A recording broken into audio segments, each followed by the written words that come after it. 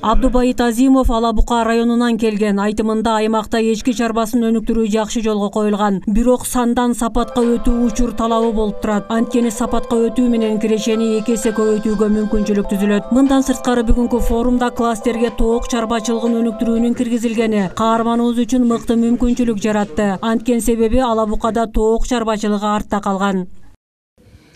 Бұл форумда дагы кластерге бөлүп, 5 багытты анын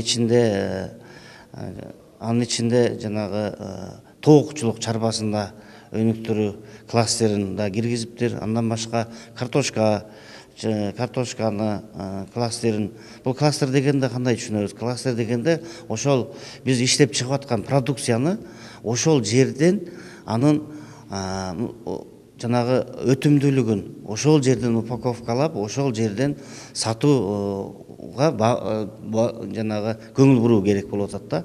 Мисалы үчүн бул жерден бизде тоокчулук өнүкпөй жатат. Кожолуктарда өзүнө керектүү тооктор бар, бирок ошол тоокчулук чарбаны уюштурууну бул жерден азыр биздин Алабукага ошондой эле ошол Көкташ айылына алып кетсем деген ойдо турам. Иш чараны уюштуруудан башкы максат мамлекеттин экономикалык жана азык-түлүк жаатындагы коопсуздугун камсыз кылуу. Экономикада кластердик карым-катнаштарды өнүктүрүү үчүн жагымдуу шарттарды түзүү жана өлкөнүн экспорттук дараметин жогорулатуу болуп саналат. Ушул ичкичилик боюнча бул пилоттун эле кылыпчы, ичкичилик боюнча деген бул улуттук долбоор болуш керек. Себеби деген анда мында адыр жана кайрылуу кыла баштап атышат, жогорку жакка чейин жеткириш керек да, мына жеткириш керек. Себеби мен маселени ичкичиликти мында биринчи орунга койбоймун, бирок ичкичилик бул өтө мындай айтканда өтө кирешелүү, бул өзүнүн ошол эле тыбыты, жүнү, териси, эти, сүтү, бул өтө кирешелүү. Бирок бизде мына пайда адыр барып көрүңүз, базарга барып көрүңүз, татынакай бир эчкиң ашып кетсе 5000 сом. Кандай болбосун? Мен ошону айтып атпаймынбы? Бир эле эчкиден 320-350 грамм тыбыт алынат. Ошону адыр эсе тазаланып бүткөндөн кийин болгондо деле ошол алып келсеңер өзүнүн бир эле эчкинин эле баасы өзүнүн тыбыттын эле өзүнөн чыккан 300 грамм баасы деген эчкинин өзүнүн турган адыркы эмесине баасы 2 эсе көп болуп атпайбы? Biz oşonu bağlay alбай атпайбыз. Biz adır кайсыл айыл чарба продукцияны чыгаралык, biz аны кайраш этпейбиз. Сүрөө боюнча сатабыз. Же болбосо ортомчулар чыгат, ортомчулар өрүктү болобу, тыбыттуу болобу, ортомчулар келип алып кетет. Ошол эле карапайым, ошол эле фермер жок.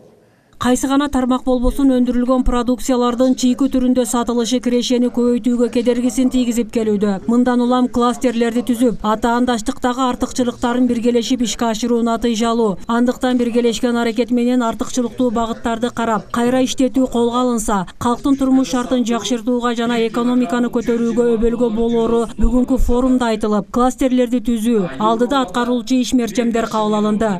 Бирок биздин дагы бир маселе бар. Тегинде менен Калбаева сиз менен сүйлөштүк, өзүбүздүн породобузду жакшыртыш керек экенбиз. Ошондуктан азыр Монголия менен сүйлөшүп атабыз. Монголияга барып туруп, ошол жактан жанагы Айгүл айым сиздин долбооруңуздун алкагында балким ошол жактан лизингкеби ошол жанагы асыл тукум эчкилерди алып келип, бизде да бар жайдары деп коет экен да, бирок аз. Ошону көбөйтүш керек экенбиз. Эскерте кетсек, иш чара Баткен шаардык мэриясы тарабынан уюштурулуп, алдыда Ош, Жалал Абад облустарына да тажрыйба алмашуу максатын көздөгөн сапарлар уюштурулаары айтылды. 2021-жылдын 10-сентябрында Баткен облусунун макамы жөнүндө Кыргыз Республикасынын мыйзамы кабыл алынган. Бермет Манасова, Абдрашид Саттаров, Алтын бешик жаңылыктары.